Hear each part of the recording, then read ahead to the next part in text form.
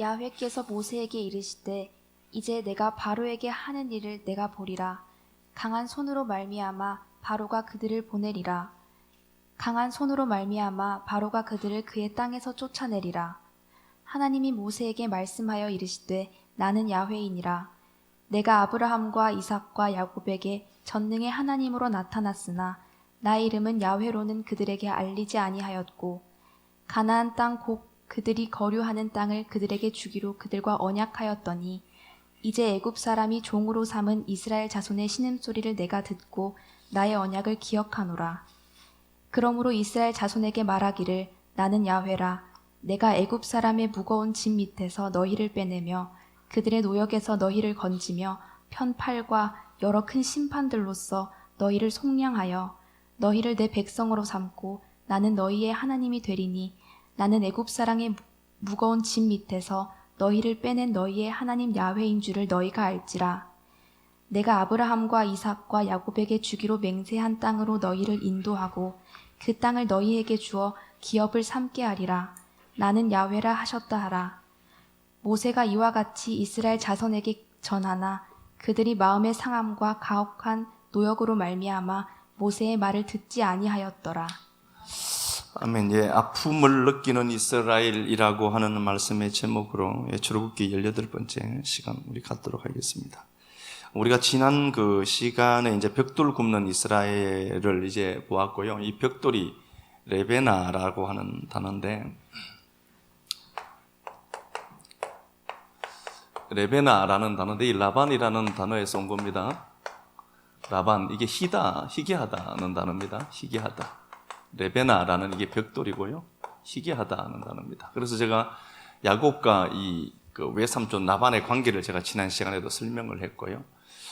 그러니까 이게 이제 꼭히 나쁜 것만이 아니라 이 벽돌을 만든다라고 하는 게 이제 이게 뭔가를 희귀하다는 단어예요. 단어를 갖고 있다고 이제 우리가 보고요. 라반이라는 이 단어가 희귀하다는 단어인데 이게 이제 외삼촌 라반이 없으면 야곱이 희귀 될 방법이 없죠. 그렇죠? 그래서 꼭히 그가 이제 sak을 10번을 번역했다라고 하는데 여러 번을 했다는 소리겠지만 열을 바꾼 거죠. 그죠? 열은 하나예요. 그죠? 아세르는 하나를 갖고 있는 10의 1을 갖고 있는 상태가 열이라는 숫자니까요. 어쨌든 봐요. 벽돌 굽는 인생입니다. 그런데 이 벽돌 레베나라는 단어가 레바나 뭐 이런 단어가요. 시적으로 쓰이면 이게 제가 달이다라고 했죠. 달로 쓰이는 단어입니다. 그래서 그 성경에서도 보면은 아가스 6장 10절에도 보면은 이게 달이라고 설명될 때 이 단어를 그대로 갖다 쓴 겁니다. 이 시적인 용어로 이제 쓸 때는 달이라는 개념으로 쓰고요. 이사야 30장 24절 26절쯤 돼서 보면은 하나님이 치료하는 날에 달빛은 햇빛 같고 라고 될 때 여기 나오는 달이란 단어가 이 단어입니다. 레베나입니다. 그래서 이 달은 우리가 말씀을 계속해서 이어서 본 것처럼 율법의 빛을 얘기한다라고 했죠. 율법도 빛이 있어요. 그래서 유대주의자들이 예수님 당시에 또 사도 바울 당시에 제자들 당시에 이 사람들은 자기들이 빛이라고 여긴 겁니다. 그런데 참 빛은 아니죠. 달은 스스로 빛을 낼 수가 없습니다. 해에서 나오는 해가 이제 시편 84편 10절에도 우리 하나님은 해다 이렇게 되어 있는데요. 해에서 오는 빛을 받아서 비추는 빛입니다. 그죠? 그러니까 이건 어떻게 보면은 참 빛은 아니죠. 가짜 빛입니다. 율법의 빛으로 이제 나오는데 이걸 보면은 또 이게 있죠. 마태복음 20장 26절에도 그렇고 두 소경이 여기 나와요. 두 소경이 나오는데 두 소경이 나와요. 근데 이 둘은 정인의 수죠. 정인의 수입니다. 그래서 둘로 나오죠. 근데 마가복음에서는 10장 46절에 보면은 여리고에 주님이 가세요. 여리고에 들어가게 되고 여기에 보면은 소경 바디메오가 나옵니다. 소경 바디메오가 나옵니다. 바르 티메오라는 단어인데요. 타메라는 단어입니다. 알레프입니다. 타메하고 바르입니다. 그러니까 타메라는 이 단어가 부정하다는 겁니다. 불결하다, 부정하다, 부정한 아들. 이 여리고는 예르아흐라고 했는데 이게 야라흐라는 단어에서 왔다라고 했죠, 제가. 요 야라흐라는 단어입니다. 요도입니다. 야라흐. 이게 달입니다. 달이라는 단어에서 여리고가 나온 거예요. 그러면은 봐요. 주님이 참빛입니다. 참빛이신 주님이 여리고로 들어가시는 겁니다. 그럼 여리고는 이 율법 세상을 이야기하는 거죠. 그리고 그 당시에 유대주의자들이 이제 장악하고 있는 율법 천지 속으로 주님이 이제 들어가는 거예요. 참빛으로. 들어갔는데 거기 가니까 소경이 있더라. 그러니까 전부 예수님 빼고 전부 유대주의자들은, 율법주의자들은 전부 뭐라는 거예요? 소경들인 겁니다, 이 사람들은.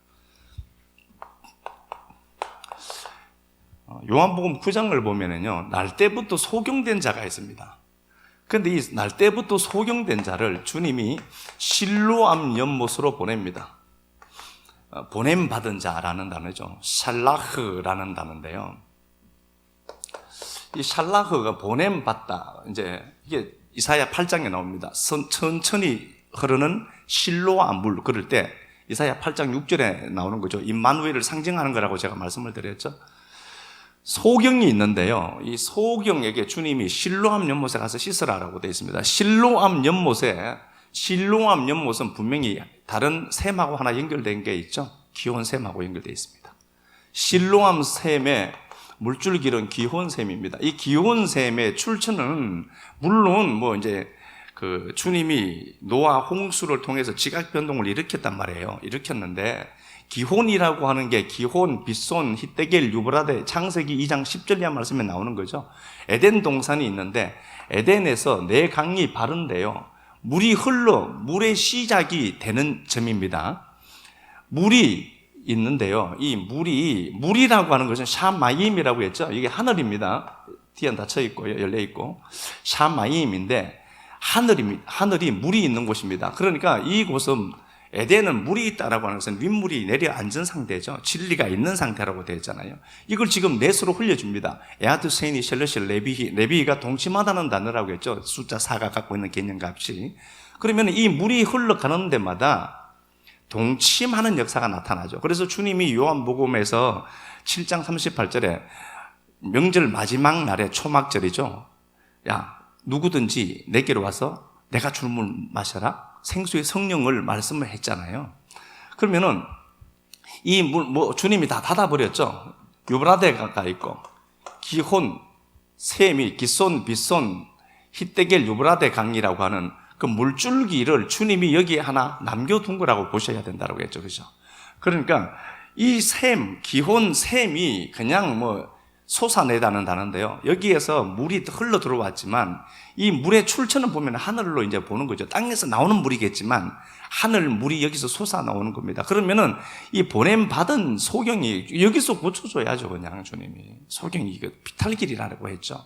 내려가는 길도 좋지 않은데 여기 가서 씻고 오라고 하거든요. 어쨌든 이 사람이 고침을 받아요. 소경이 고침을 받죠. 이 소경이 고침을 받고요.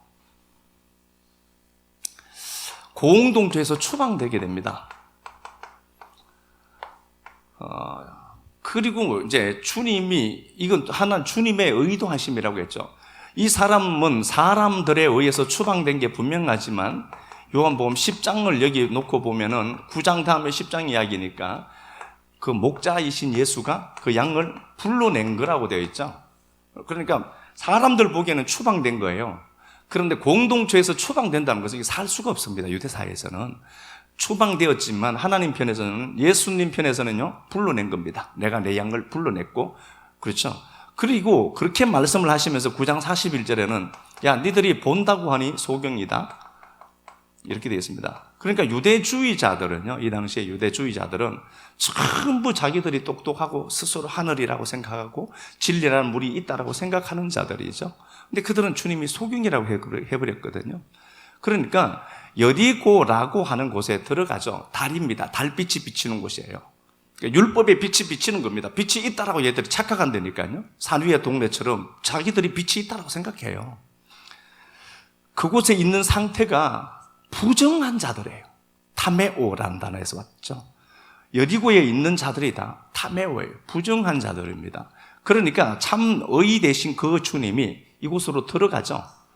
들어가니까 이들이 소경인 것이 명백하게 드러나는 겁니다. 그게 소경이 고침받는 사건이라고 했죠. 그죠? 그러면은 벽돌 굽는 인생들이 있더라. 이스라엘 백성들이 여기서 벽돌을 굽더라는 겁니다. 벽돌 굽는 인생이더라. 이 벽돌 굽는 인생은 오늘 지금까지 나눈 말씀으로 보면 얘들은 다 소경입니다. 그런데 이 사람들은 뭔가가 굉장히 많은 일을 했던 게 분명합니다. 그런데 주님 편에서 보면 카운트 되는 날들이 없다는 겁니다.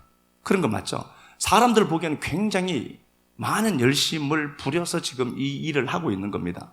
그런데 주님 편에서 보시면은 카운트 되는 생명 차원의 일은 하나도 없다는 겁니다. 이 벽돌이 어디서 나오는가 보니까 창세기 11장에서 나오죠. 바벨론이 벽돌을 만드는 곳입니다.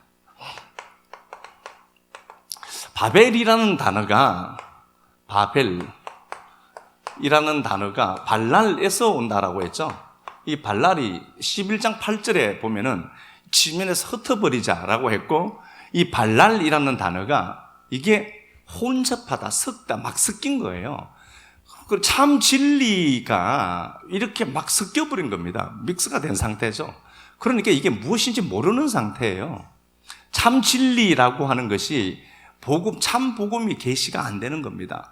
그 상태가 바벨입니다. 이 바벨에서 한다는 말은, 하는 일은 벽돌을 만드는 겁니다. 그러니까 벽돌을 만들고 있다라고 하는 것은 이들은 아직도 혼돈 그 자체란 소리입니다. 혼돈 그 자체고, 이들은 여리고고, 이들은 소경들이고, 이들은 달빛의 영향을 받는 자들입니다. 그러니까 그들을 주님이 끌어내야 되는 거죠. 끌어내야 되거든요. 율법의 빛을 참 빛이라고 믿고 있다니까요. 그런 거니까. 그런데 그들을 주님이 끌어서 내야 될 것 아닙니까? 끌어내는 일들이 있어야 되는데, 그죠? 그렇게 되어 있고. 자, 그리고 우리가 이 레베나라고 하는 벽돌을 만드는 재료가 이게 짚이다. 이 재료가 벽돌에 이제 짚을 섞어서 만들죠. 테벤이라고 했습니다. 테벤인데 이게 바나라는 단어에서 온 거죠. 눈입니다. 바나라는 단어인데 이게 짓다, 세우다, 건축하는 겁니다. 그 무언가를 건축하는 겁니다. 짚이 테벤이라는 단어인데, 이 테벤이라는 이 단어가 풀이라는 개념으로 쓰였죠. 또 우리가 보았죠. 이사야 11장 3절, 5절, 6절에 보면은 사자가 풀을 먹고라고 했을 때 그 나오는 풀 테벤입니다. 그렇죠? 테벤인데 풀은 성경에서 어떤 개념으로 써 있나 보면은 열매 없음의 상태라고 했죠. 풀은 열매 없음의 상태입니다. 그래서 제가 말씀드린 것처럼 풀인 인생을 주님이 말씀을 했고, 풀에 그 예수라는 꽃이 와서 딱 붙고, 그렇죠? 딱 붙고 그 예수가 십자가에서 죽죠. 꽃이 떨어지죠. 그래서 우리가 그리스도라는 열매를 우리가 맺은 자가 된 거죠. 이게 풀입니다. 풀, 테벤을 넣어요. 그러니까 벽돌의 재료 자체가 뭔가 보니까 풀이라는 겁니다. 이 풀인데, 이 테벤을 예레미야를 제가 23장 28절에 보면 이 테벤을 말씀과 환상이 나와요. 꼭히 환상이라고만 자꾸 보지 말고요. 이건 꿈, 여러 가지들을 이야기하는 겁니다. 표적도 얘기하는 거고, 다 그런 걸 나타나진 현상이겠죠? 현상 제가 무시하는 거 분명히 아닙니다. 현상입니다. 현상적인 것들입니다. 그리고 말씀을 알맹이라고 했죠. 알곡이라고 했고, 환상이나 이렇게 나타나치는 현상들에 대해서는 이건 껍데기라고 했죠. 쭉정이라고 했죠. 이 테벤이라는 단어가 껍데기라는 개념으로 쓰인 겁니다. 알곡이 아니라는 소리예요. 그러니까 남들 보기에는 아침부터, 동토원은 아침부터 열심히 벽돌을 만들려고 거기다가 짚을 섞어서, 벽돌이 단단해지려고 하면 짚을 섞어야 되는 게 맞으니까요. 그렇게 해서 율법 아래서 열심히 노동을 하는 겁니다.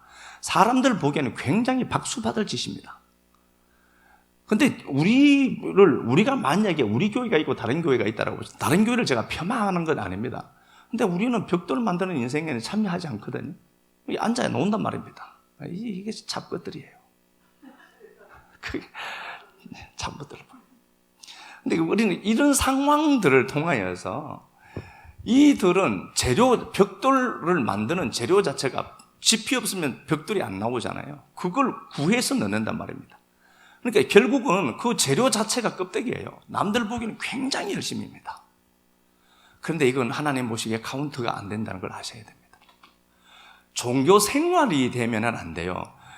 그러니까 우리가 이제 종교 생활, 신앙 생활도 하는데 성경은 절대로 생명 차원의 어떤 것들을 우리에게 제공해 주시는 것이지, 율법이라고 하는 우리의 의를 드러내거나 나타내거나 하는 곳에 성경은 절대로 서임받지 않습니다. 그러니까 이렇게 달빛 아래에 있는 상태, 껍데기 양식을 재료로 삼고 있는 이 상태, 그러니까 너무 힘든 거예요. 너무 힘든 겁니다. 복음이 늘 뭔가를 옥죄오는 것 같아. 복음이 그렇지 않고 좀 자유롭기도 하거든요. 너무 자유로워서 자유로운지도 모르겠죠. 이런 상태, 그러니까 바로가 집도 주지 않았습니다. 그리고 집도 주지 아니하고 니들 스스로 집을 구해서 해라, 이렇게 되어 있죠. 더 힘들게 하는 거죠. 율법에 열심히 자꾸 이런 거예요. 그래서 더 많은 열심을 자꾸 촉발시켜내는 겁니다. 그게 뭐가 되는 것 같이 카운트가 안 돼요. 그런데 거기에 이제 물론 베고 남은 밑둥을 이제 자기네들이 그걸 베서 했겠죠. 근데 그들이 지푸라기를 다 주워서 했단 말이에요. 짚을 갖고 그 밑둥마저도 잘라서 했겠지만 그게 코시라고 했습니다. 코시라는 단어가 이게 쭉정이라는 단어예요. 똑같은 겁니다. 벽돌의 재료가 테벤인데 이게 짚이라는 단어예요. 이게 뭔가를 건축하다는 단어입니다. 짚인데 짚을 갖고 했는데 이것마저도 공급을 해주지 않았단 말이에요. 그래서 이스라엘 백성들은 또 자기들이 짚을 구해서 만들었단 말입니다. 똑같이 만들어요. 벽돌을 똑같은 수로. 결국은 할당량을 채우지 못했지만 그들이 주워서 했던 게 코시예요. 이게 쭉정이라는 단어입니다. 쭉정이를 갖고 만드는 거예요. 그래서 재료가 뭐예요? 전부 쭉정이에요. 알곡은 없다니까요. 알곡은 없고 쭉정이로 건축되는 게 바벨론이에요. 거기서 지금 이스라엘 백성들이 껍데기 양식을 먹고 껍데기 양식이 진짜인 줄 알고 달빛 비추는데 이게 진짜 참빛인 줄 알고요. 열심히 노력하면 하나님이 뭘 주시는 것처럼 그렇게 열심히 일하는 거예요. 그걸 제가 고린도전서 3장에서 그렇게 말씀드렸죠. 이게 우리가 죽어서 주님 앞에 갔을 때 우리의 공력을 나타낸다, 이렇게 보시면 안 되고요. 하나님의 집에는 사도 바울이 내가 다른 터 위에는 안 했어. 그 터가 곧 반석이신 예수 그리스도라고 했습니다. 그리스도란 터가 있어요. 실체입니다. 그리스도란 실체를 갖고 예수님이 보이는 걸로 오신 거죠. 그분이 성자 하나님이 보이지 않는 세계를 설명하려고 하면은 보임 바된 세계, 접촉된 걸로 그분이 오셔야 되잖아요. 그래서 그분이 오셔서 보이지 않은 걸 계속해서 설명했는데, 어떤 이 고정관념에, 어떤 프레임에 완벽하게 이제 길들여져 버린 인생들 입장에서는 그게 무엇인지 도저히 못 알아먹는 거예요. 알 수가 없죠. 그런데 주님은 끝까지 그 보이지 않는 걸 보이는 당신을 통하여서 끝까지 그거 설명하셨던 거거든요. 그리고 사도 바울이 다른 터 위에 안 세웠다. 그리스도란 터 얘기예요. 그러니까 내가 복음을 전했는데 저기다가 저 사람들 믿으니까 전하면 안 된다, 이런 개념 정도는 좀 떠나는 거예요. 이 신천지 이것들이 워낙 많이 그러니까. 그리스도라는 터 위에 건축하는데 거기에는 금도 있고 보석도 있고, 이건 뭐예요? 이거 그리스도라는 터를 얘기하는 거예요. 신성이신 하나님을 얘기하는 거죠. 그에 반해 나무나 풀이나 짚으로 된 것을 어떻게 하죠? 공력이 나타나는데, 그날의 공력이 나타난다고 하죠. 그날이 계시되는 그날로 항상 나오면은 성령님이 계시된 날입니다. 그날에 오니까 불이 나와요. 그날이 오니까, 창세기 3장 8절에 보니까 바람 부는 날이 서늘할 때 이제 이렇게 우리가 번역을 해 놓았는데, 그날 하욤, 그날의 성령이라는 단어거든요. 성령님이 오시니까 부끄러운 걸 알아요. 성령님이 나와야 내가 가린 치마가 아니라 허리끈하고 있다는 걸 안다니까요. 그날이 계시가 되니까 나무와 풀, 짚은 다 불에 사라져 없어져 버립니다. 불에 타버리는 거예요. 그래서 해를 받는다. 재미오오라고 했어요. 이게 손실이구나 이거. 재미오라는 단어가 빌립보서 3장 5절 이하 말씀에 나오죠. 사도 바울이 율법의 의로는 내가 깨끗하고 율법의 의로는 내가 완벽했다. 그런데 예수 그리스도라고 하는 참 복음을 만나고 나서 보니 내가 지금까지 한 것 전부 다 배설물, 똥이더라. 그리고 모든 것을 내가 해로 여겼다고 했다니까요. 자기가 의라고 생각했던 율법 아래에서의 그 수많은 벽들 굽는 인생이 이게 내 인생을 망치는 거였구나. 그걸 알아먹고 그게 해였다라고 했다니까요. 그런데 우리는 그걸 가지려고 또 열심을 하거든요. 그러시면 안 되잖아요. 그건 아니라니까요. 벽돌 굽는 그 열심이 복음으로 옮겼으면 복음을 퍼나르는 열심으로 가야지. 또 벽돌 굽는 인생. 그래서 갈라디아서 3장에서도 사도 바울이 그리스도가 십자가에서 밝히 못 박혀 죽임 당한 것이 밝히 저기 보이거든. 왜 자꾸 또 율법 아래로 들어가니 니들. 그러니까 그 종교 생활을 못 잊는 거예요. 그게 뭐라고? 영혼이 달린 문제인데 그럼 거기서 나와야지. 네가 유대주의 속에서 율법 아래에서 나와야지. 왜 또 그리 들어가니 니들. 그러니까 니들은 그리스도에게서 끊어진 자다. 막 포악한 말을 했다니까요. 니들 구원 없는 거야 그거라고 했다니까요. 그러니까 이 얘기예요. 그러니까 여기서 나오는 이 지피라고 하는 게 테벤이고, 테벤도 얘들이 주지 않아서 코시라고 하는 것으로 만들었죠.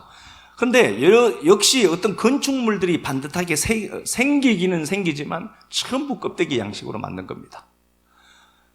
껍데기 양식으로 만든 여기에는 진리가 없다니까요. 복음이 참 빛이 없잖아요. 이건 율법의 빛이니까. 율법의 빛이니까. 그러면은 지금 모세는 광야를 거쳐서 오시는 예수의 모형으로 보는 거라고 했잖아요. 그게 오면 진짜 복음이거든요. 모세가. 그 모세가 들어오면은 그 모세를 보고 참 빛인 줄 알아야 하는데 얘네들은 아직도 모르고 있습니다. 자, 여기까지 우리가 말씀을 드렸고요. 자, 22절 5장 출애굽기 5장 22절. 모세가 야훼께 돌아와서 아뢰되 주여 어찌하여 이 백성이 학대를 당하게 하셨나이까? 어찌하여 나를 보내셨나이까? 그러니까 5장 22절에 보니까 주님 당신이 왜 학대 당하게 합니까? 주체가 그겁니다. 모세가 지금 복음을 갖고 이제 이스라엘에게로 가죠. 이스라엘에게 갑니다. 모세가 복음을 갖고 이스라엘에게로 들어가죠. 가서 이제 하나님이 니들 건진된다. 그가 누군데? 그래서 야훼다. 이렇게 말씀을 하고 말씀을 전했는데 바로가 집도 주지 않고 니들 그거 밑둥 자라든지 알아서 벽돌 만들어라. 벽돌 만드는 인생을 포기하지 못하게 합니다. 율법 아래 있으면 일이 진짜 많아요.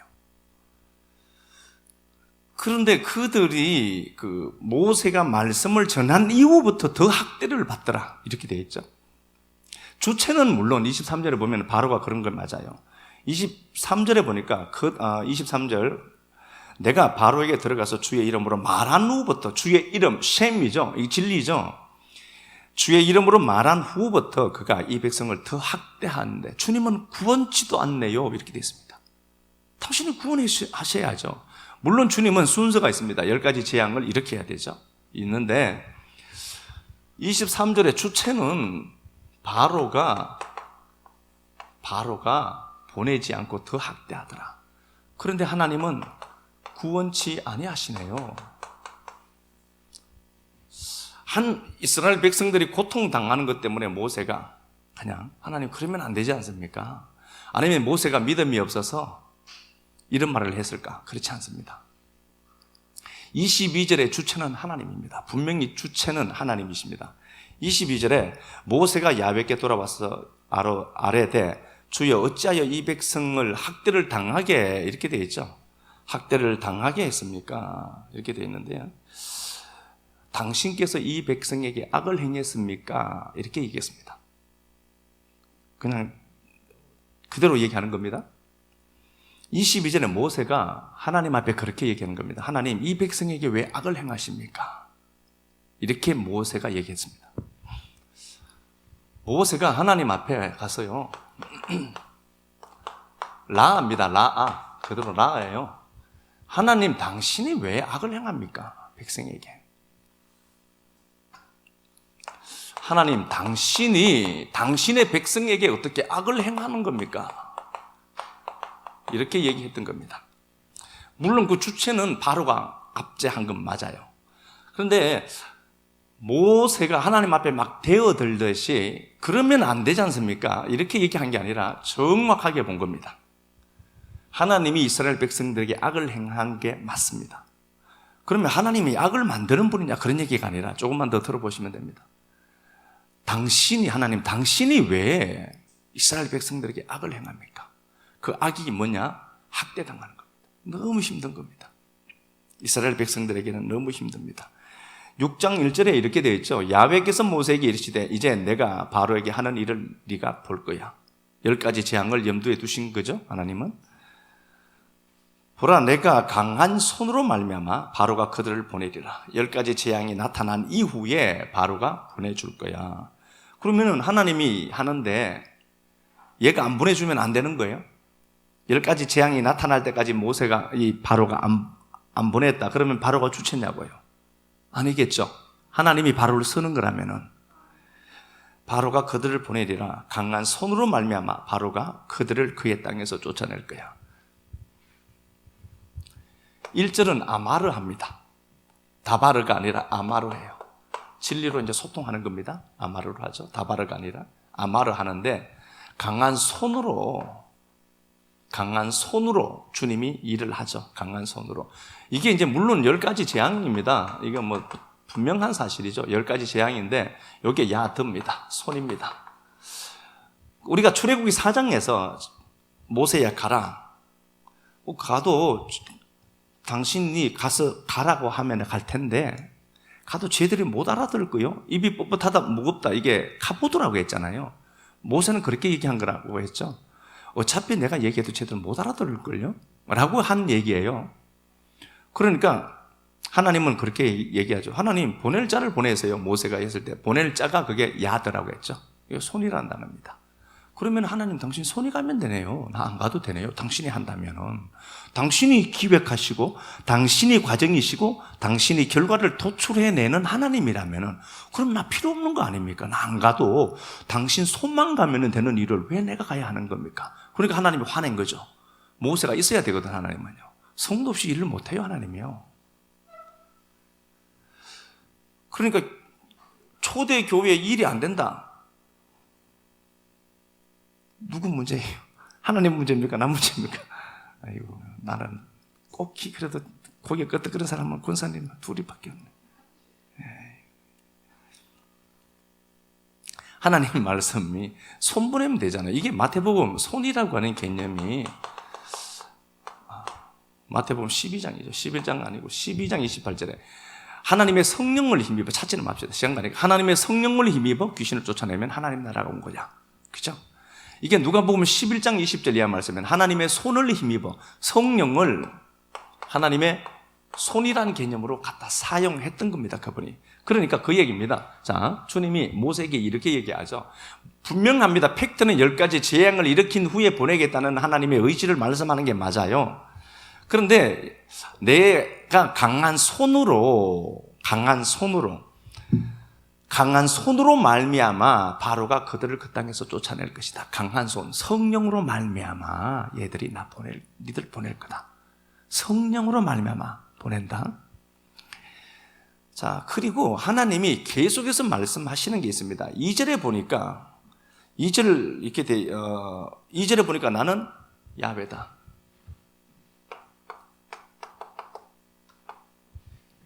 나는 야훼다. 그렇게 되어 있죠. 7절도 그래요. 너희를 빼낸 너희 하나님 야훼다. 7절에도 8절에도 나는 야훼다. 계속해서 그 얘기 하시죠. 나는 야훼다. 계속해서 했던 소리가 뭐냐? 야훼다. 야훼다. 야훼라는 단어가 출애굽기 3장에서 나오죠. 나는 스스로 있는 자다. 스스로 있는 자다. 그죠? 이게 하야라고 했습니다. 하야. 그죠? 하야 아세르? 하야로 되어 있죠? 열려 있습니다. 존재입니다. 존재. 하야가 존재하다. 내가 존재야 라고 했습니다. 존재라는 단어, 그죠? 하나님 야훼, 나는 스스로 있는 자야. 하나님 그러면 당신 이름을 물으면 사람들이 뭐라고 얘기할까요? 야훼라 해라. 그 야훼를 어떻게 얘기하나 보니까 내가 스스로 존재하는 자라고 해. 내가 존재야. 그러면은 하나님 이외의 모든 것들은 존재지만 존재가 아니라고 했죠. 그걸 내가 알아먹는 게 사도 바울이 내가 내 된 것은 하나님의 은혜다. 고린도전서 15장 10절에 그게 에임이 호에임이라고 했습니다. 내가 존재다는 소리예요. 사도 바울이 자기가 존재라고 했다니까요. 존재 앞에 세워진 인생들이 내가 존재가 아니구나를 알아먹으면 그게 존재가 되는 거예요. 그 존재가 와서 사니까 없음이 되어야만 있음이 와서 살 것 아닙니까? 그 얘기입니다. 그러니까 야 내가 권능아 야훼라고 해라. 모세야 내가 야훼야. 언약이 하나님이죠. 언약이 하나님인데 엘로힘은 일반 명사라고 했죠. 일반 명사입니다. 야훼는요 고유 명사입니다. 고유 명사는 뭐예요? 그 하나님이란 소리죠. 언약이 하나님이라고 하죠. 언약이 하나님인데 언약이 대신 그 하나님이 내 안에 들어오는 겁니다. 그래서 이건 호흡이 내 안에 들어와야 되는 겁니다. 호흡을 열로 넘겨요. 열로. 그런데 그 열이 여기는 십자가 못 박혀서 오는 거란 말입니다. 그 열이라는 호흡이 십자가에서 죽임당한 예수아로를 통해서 그 호흡이 내게 오는 거죠. 그러면은 내가 야훼다라고 계속해서 주님 말씀하시는 의도는 뭔가 보니까 야 이스라엘 백성들 봐. 쟤네들 지금 벽돌 굽는데 쟤들이 이스라엘이야. 그런데 쟤들은 이스라엘인 줄 모른다. 이 밥통들은 바로의 종인 줄 알아요. 자기들이. 이걸 끝없이 모세는 가서 얘기를 해야 되는 겁니다. 그런데 얘들 입장에서는 우리가 예수께서 에베소서 2장 4절 8절에 보면은 믿음은 선물이라고 했습니다. 우리 편에서 나는 게 절대 아닙니다. 그래서 믿음으로 말미암아 구원을 받았습니다. 그러니까 내가 믿어서 구원받았네. 그게 아니라 사도행전 15장 11절은 은혜로 말미암아 구원이 우리에게 온 겁니다. 공짜의 선물로 온 겁니다. 내가 믿은 게 아닙니다. 믿을 수가 없다라고 했고요. 그러면은 내가 십자가 이전의 삶이 있습니다. 그때도 나는 하나님의 보호하심과 하나님의 섭리와 주권 속에 있었던 자입니다. 그 자들이 교회라는 십자가 너머의 부활의 생명으로 오는 거지 전혀 아닌 사람들이 십자가를 통과해서 그들이 예수 믿었다. 그건 있을 수가 없는 겁니다. 그러니까 하나님이 자꾸 야훼다. 내가 그 호흡 주는 자다. 호흡을 열로 넘겨서 호흡되게 하는 거야. 그러니까 이걸 열이라는 호흡이 오니까 우리는 그걸 열을 갖고 아세레트 하데바림이라고 하는 열이 말씀이라고 했잖아요. 출애굽기 34장 27절 29절에도 열 곧 말씀, 거기에 담긴 뜻대로 언약을 맺은 거지 표면적인 문자로 언약을 맺은 게 아니라고 했잖아요. 그런데 아세르트 하데바림이라고 하는 그게 곧 말씀들이야. 그랬는데 이걸 사람들은 제주 좋게 계명으로 바꿔놔버려요. 내가 해야 될 일들로 만들어 놓는다니까요. 그분이 하시는 열심인데 그러니까 이 열을 갖고 호흡을 주어도 우리가 못 받아내요. 요도가 열이니까 열을 10번째거든요. 요도가 열을 넘겨도 우리가 열로 못 받는다니까요. 하나로 못 받아내요. 그러니까 하나가 와서 못 받겨서 죽어서 그 호흡을 우리에게 넘긴 거죠. 주님은 자꾸 그렇게 얘기하시는 겁니다. 야 내가 야훼야. 내가 쟤들에게 호흡 준 하나님이야. 내가 호흡 준 하나님이야. 끝없이 주님은 말씀을 하는데 이 땅에서 아직도 이스라엘은 이집트에서 종살이 하거든요. 종살이 하지만 그들은 아직 바로의 종인 줄 압니다. 이스라엘인데. 그래서 분명히 출애굽기 1장에서 이스라엘의 아들들의 이름은 이러하다. 이스라엘로 나와요. 출애굽기 1장에서 나오죠. 1장에서도 나오고 찾아봅시다. 1장. 1장 7절, 출애굽기 1장 7절. 이스라엘 자손은 생육하고 예, 불어나 이스라엘 자손은 야곱의 자손이 아니라니까요. 이미 이스라엘이에요. 이집트에서 종살이 하지만 걔네들은 이미 이스라엘이라니까. 이스라엘을 제가 말씀을 드렸죠.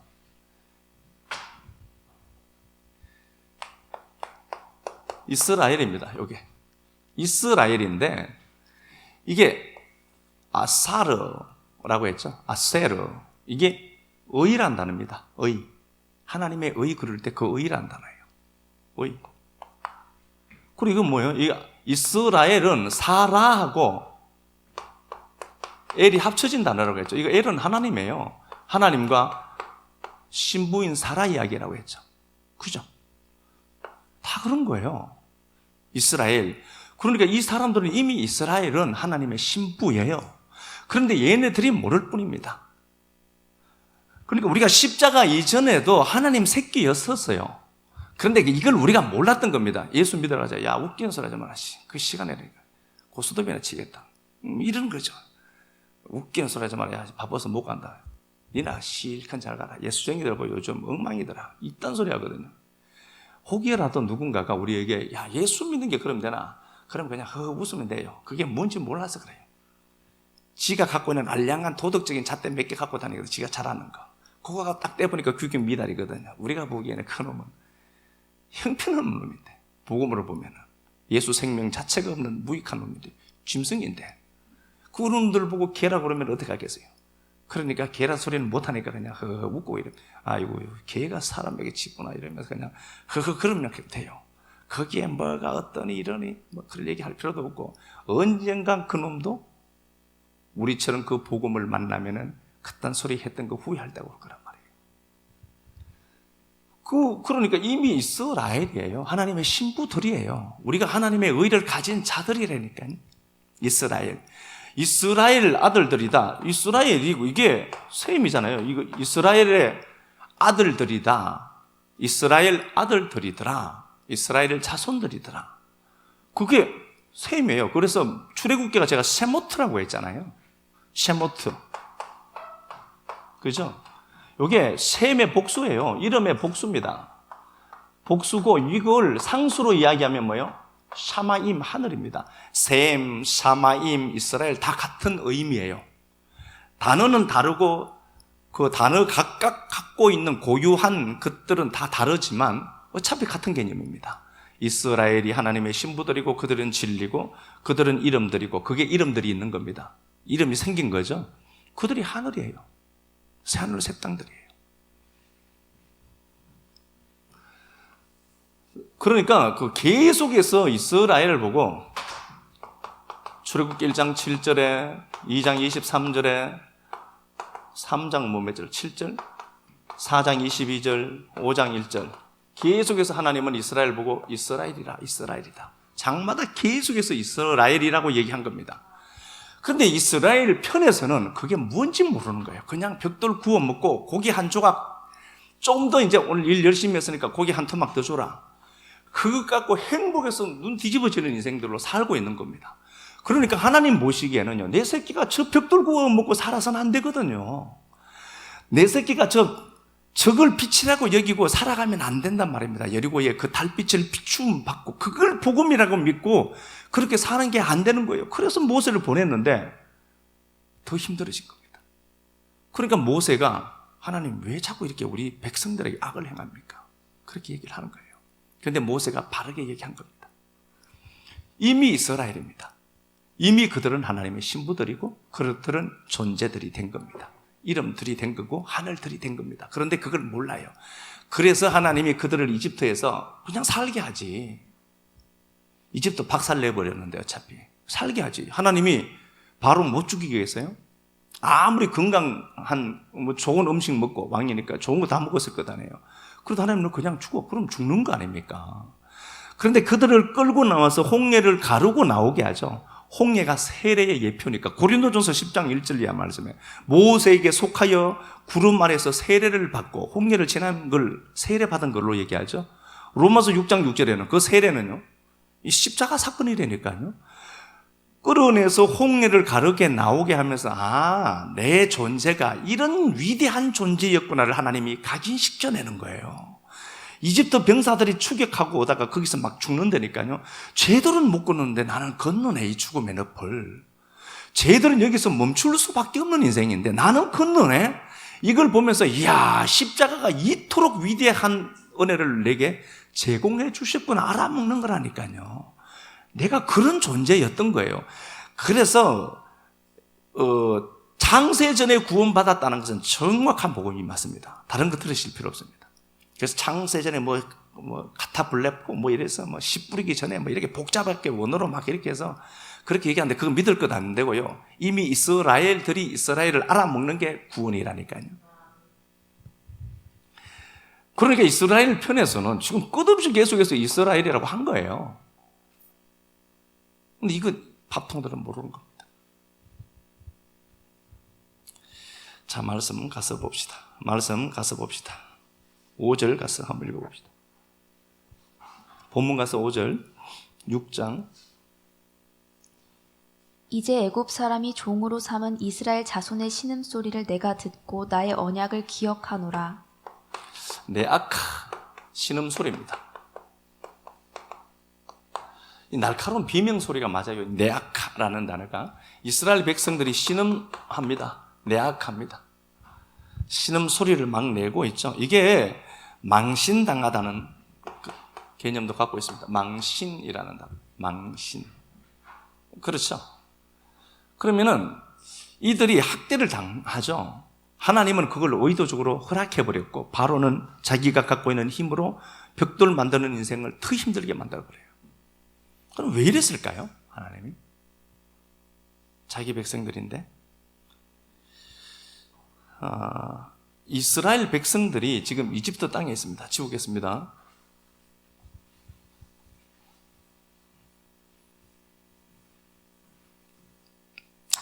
이스라엘 백성들이 지금 이집트 땅에서 아직 종살이 하고 있습니다.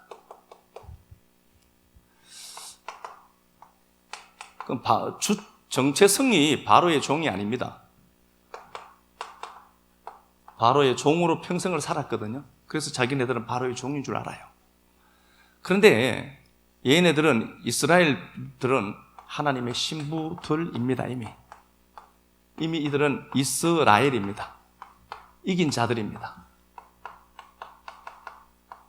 야곱에서 이스라엘로 바뀐 이긴 자들입니다. 정체성이 어딘 거죠?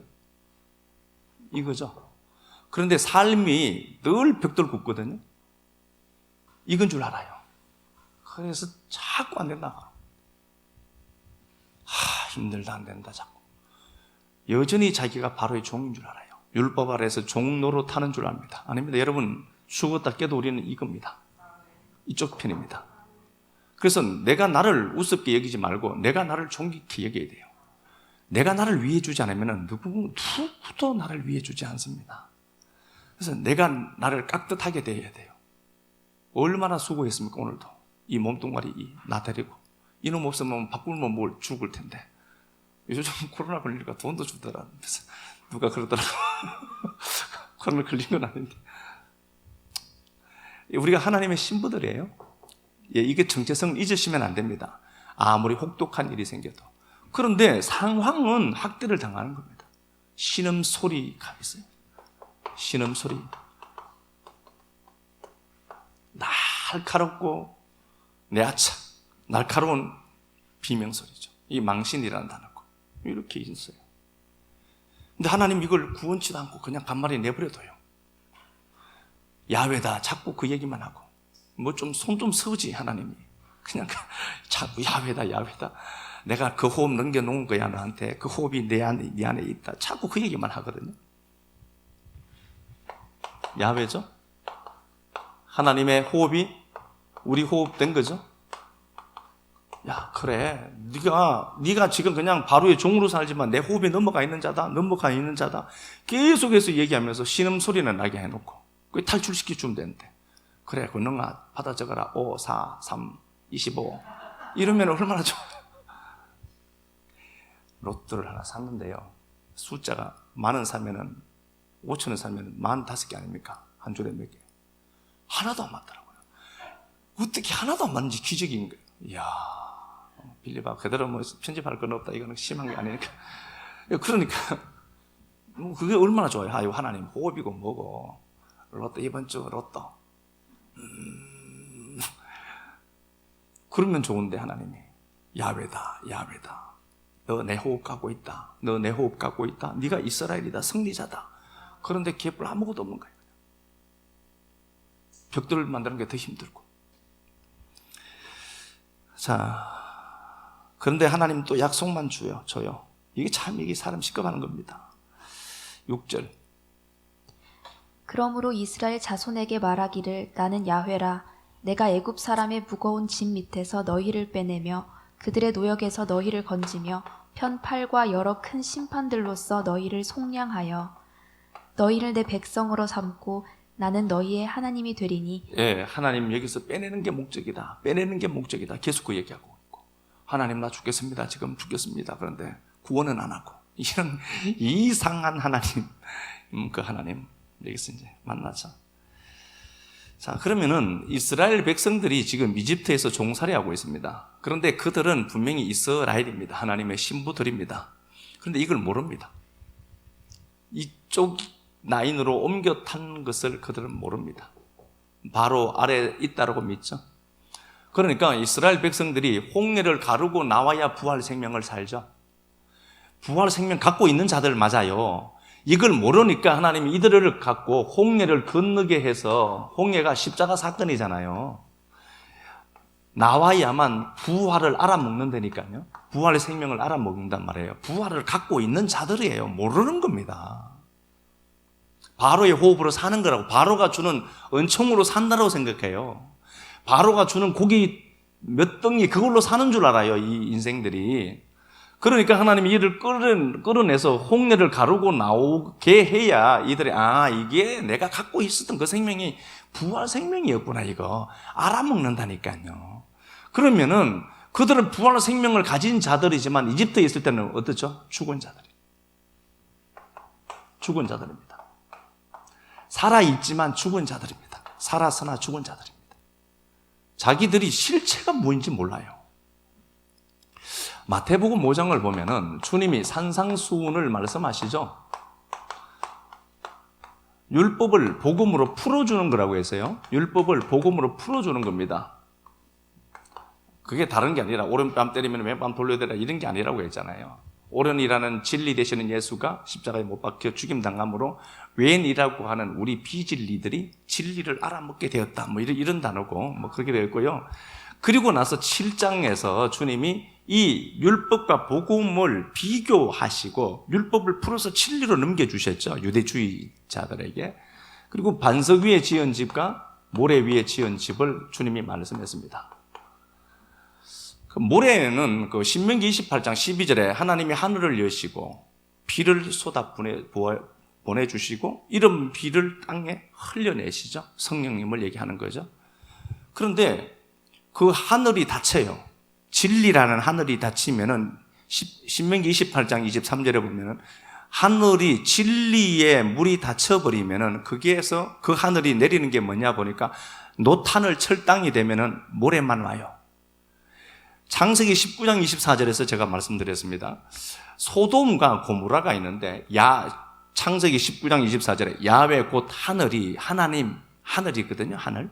그 하늘 진리를 갖고 있는 거죠. 샤마임이니까 물이 있는 곳이 하늘이잖아요. 진리가 있는 곳. 거기에서 진리를 흘려내요. 그런데 소돔 고모라가 그걸 로고스 차원으로만 받아버리니까 그게 뭐가 된 거죠? 불과 유황으로 바뀐 거라고 했습니다. 진리를 진리로 받지 못하면 그게 불과 유황이 돼서 심판되는 거라고 해서요. 같은 얘기입니다. 진리를 진리로 받아내면 반석이 되고요. 율법을 풀어주셨으니까 주님이. 그런데 율법을 율법 차원으로만 이해하는 겁니다. 표면적인 문자로 정도로만 이해해버리면 이건 모래라니까요. 그런데 모래 위에도 집을 짓는다고요, 이게. 이거 뭐 비바람이 오면은요 끝나요. 그리고 나서 8장에서 주님이 산에서 내려오시죠. 산이 오로스로 되어 있고 오로스가 우라노스라는 단어에서 왔죠. 하늘이라는 단어입니다. 그래서 주님이 산에 가서 앉으신 것은 내가 그 하늘이야를 실제로 가르치기 위해서 앉은 거죠. 산에서 내려오시는 겁니다. 이제 하늘에서 이제 땅으로 또 오시는 그 예수 그리스도를 그려내죠. 산에서 내려오니까 문둥병자가 와요. 문둥병자의 특징이 뭐죠? 율법 아래 있는 걸 또 율법 아래 있는 모든 상황을 문둥병자로 본 겁니다. 문둥병자의 특징이 뭐죠? 자기가 죽어가면서 아픔을 못 느껴요. 죽어가면서도 아픈 줄 몰라요. 자고 일어났는데 왼쪽 손이 툭 떨어져 버렸어요. 아픈 줄 몰라. 자고 일어났는데 갑자기 오른쪽 발이 썩어서 떨어져 나가는데도 아픈 줄 몰라요. 그 주님이 율법 아래 있는 모든 상태를 문둥병 걸린 상태로 보시죠. 그리고 그 문둥병자에게 가서 주님이 고쳐주세요. 율법을 풀어내시는 거라고 보셔야죠. 문둥병자를 딱 고치시고 야, 제사장에 가서 보이고 예물을 드려라. 그러니까 이 이군능이라는 문둥병자가 나음을 받았어요. 나음을 받고 갔죠. 제사장에 가는 겁니다. 제사장에 가서 선물을 주는 거죠. 도론이라고 있습니다. 선물은 예수밖에 없어요. 예수 얘기입니다. 네가 만약 그 예수라는 선물을 그 제사장에 줘. 그놈 제사장, 그놈이 문둥병 걸린 놈이야. 그거 자기는 모르는 거야. 율법 아래에 있는 제사장은 문둥병 걸린 상태라니까요. 그런데 그에게 가서 네가 나았잖아. 문둥병에서 나았으니까 네가 가서 네가 나은 걸 그 선물 때문에요. 예수라는 선물 때문에 내가 나은 거예요. 보여서 네가 임마 그 문둥병 걸린 거야. 제사장 너. 율법 아래 있는 종살이하는 너는 너 벽돌 굽는 인생이다 그거. 알아먹으라는 소리잖아요. 그죠? 그거 얘기 안 해요. 그게 딱 그러면은 헌금 이런 건 안 해도 되겠네. 이렇게 생각하는 건 얄팍한 분들이 그 얘기 하는 거 아니고요. 자, 산에서 이렇게 얘기하면 또 그렇게 생각한다. 지금 돈 내기 싫은데 안 내도 되겠네. 자, 어쨌든 산에서 문둥병자가 내려오는 걸 고쳐요. 고치죠? 문둥병자는 아픈데 아픈 줄 몰라요. 자, 그러면 보겠습니다. 이스라엘 백성들이 이집트 땅에 있습니다. 벽돌 구워 먹고 사는데 아픈 줄 몰랐어요. 아픈 줄 몰랐는데 복음이 딱 제시되고부터 아파. 그럼 이건 좋은 거예요, 나쁜 거예요? 좋은 겁니다. 감각이 돌아오는 겁니다. 벽돌 굽는 인생이 이렇게 아픈 거구나. 알아먹어야 탈출하지. 문둥병 걸려서 자고 일어났는데 왼손이 툭 떨어져 버렸어. 오른쪽 다리가 툭 떨어져 버렸어. 감각이 없는 거야. 살아서나 죽은 자니까. 그런데 모세가 와서 얘기하다 보니까, 하고 나서 보니까 그 다음날 오른쪽 손이 아파서 죽겠는 거예요. 이건 왜 그렇지? 감각이 돌아오는 거지. 하나님의 치심이 율법 아래에 종살이 하는 것이 이렇게 아픈 거야를 감각을 살려서 감각이 돌아오게 하는 겁니다. 그러니까 이게 얼마나 행복한 일입니까? 그러니까 이게 신음소리라는 단어가 망신이라는 단어를 같이 갖고 있어요. 내가 벽돌 굽는 인생이 이게 망신스러운 인생이었구나 알아먹는 겁니다. 그래야 나오지. 마태복음 9장 12절에 그렇게 있죠. 의인에게는, 병자에게는 의인이 필요한데 아프지 않은 놈들은 의사가 필요가 없다. 치료자 누구예요? 의원 대신에 예수죠. 아프니까 의사가 보이는 거야. 저리 가야 고침 받는다 이거. 회복된 거예요. 감이 돌아온 겁니다. 그래서 주님은 구원치 아니하시는 겁니다. 뭘 왜? 아픈 거 느끼라고. 감각 돌아왔지 너? 감각이 돌아오는 거예요. 행복하지 않습니까? 아프기 시작한 거야. 이게 아닌데 아프네. 아파야 그들이 의원이신 예수 위계로 돌아올 수밖에 없거든. 요한복음 16장 한 두 구절만 보고 마치겠습니다. 요한복음 16장.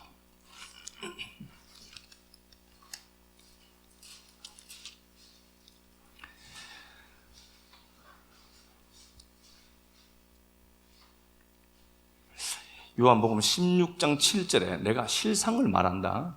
예수님이 진리를 넘기시는 겁니다. 내가 가야 니들이 유익이야. 이익이다는 거죠. 예수가 죽어야 되는 겁니다. 그래야 그리스도라는 실체로 우리에게 오시니까 그렇습니다. 보혜사가 올 거야. 내가 그를 너희에게로 보내리라. 내가 그로 올 거야 라는 소리예요.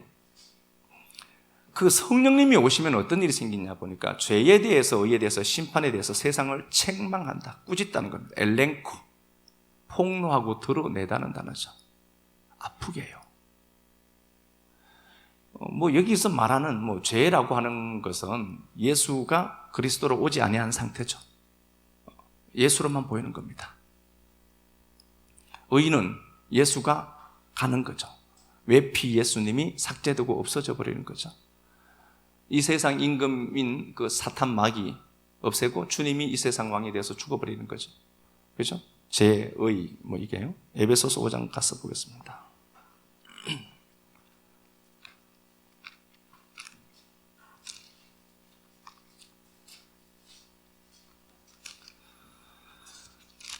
에베소서 5장 11절 제가 읽어보겠습니다.